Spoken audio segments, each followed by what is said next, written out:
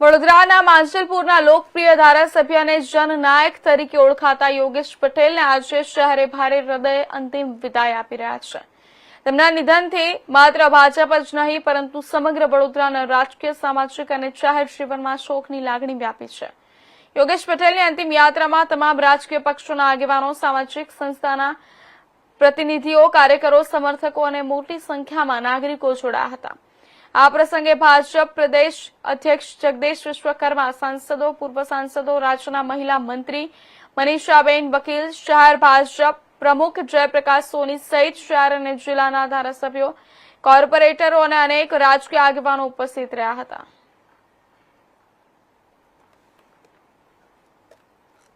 વડોદરાવાસીઓને તો એમની ખોટ છે જ, અને એમના જેવી વ્યક્તિ મળવી તો ભવિષ્યમાં કદાચ અઘરી છે, બહુ મુશ્કેલ છે। એમના જેવું વ્યક્તિ કોઈ મળી શકે એમ નથી।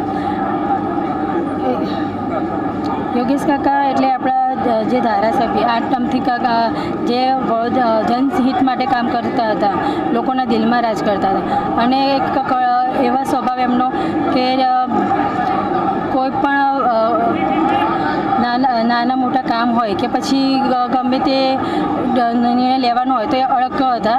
એમનો સ્વભાવ જનહિત માટે જ કાયમ રહેલો છે, એટલે લોકોના દિલમાં રાજ કરતા હતા।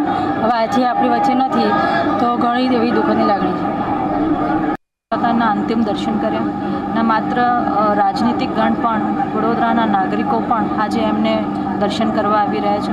ખૂબ મોટી સંખ્યામાં આજે એમની દર્શન કરવા લોકો પણ જોડાશે, પણ એમને કરેલા કામો કાયમ વડોદરાના નાગરિકો યાદ રાખશે।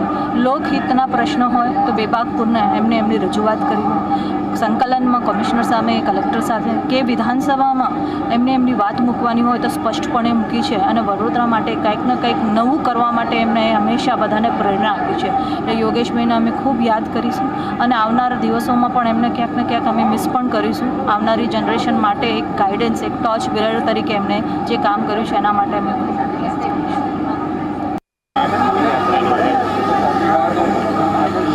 આજે એક સાચા જનસેવક, માંજલપુરના ધારાસભ્ય અને વરિષ્ઠતમ ધારાસભ્ય એવા આદરણીય યોગેશ કાકાને આપણે ગુમાવ્યા છે, અને આજે આપ જોઈ રહ્યા છો કે એમના પરિવાર જ્યારે વિદેશથી આવ્યો છે ત્યારે આજે એમની અંતિમ યાત્રા આજે નીકળવા જઈ રહી છે, ત્યારે સમગ્ર વડોદરા એ આજે એમને શ્રદ્ધાસુમન પાઠવવા આવ્યું છે। આપના માધ્યમથી વડોદરાના તમામ નગરજનો અને એમના પરિવારજનોને હું મારી અંતરની સાંત્વના પાઠવું છું।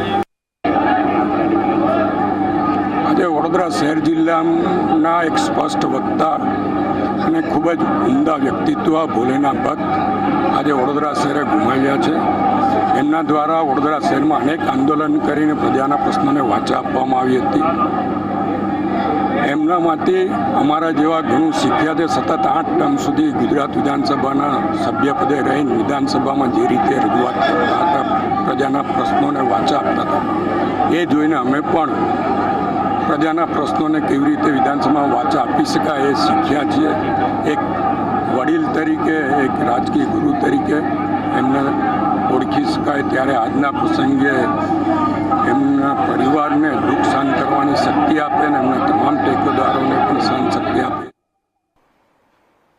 સુરત જિલ્લાના ઓલપાડ તાલુકાના અસનાડ ગામની સીમમાં આવેલા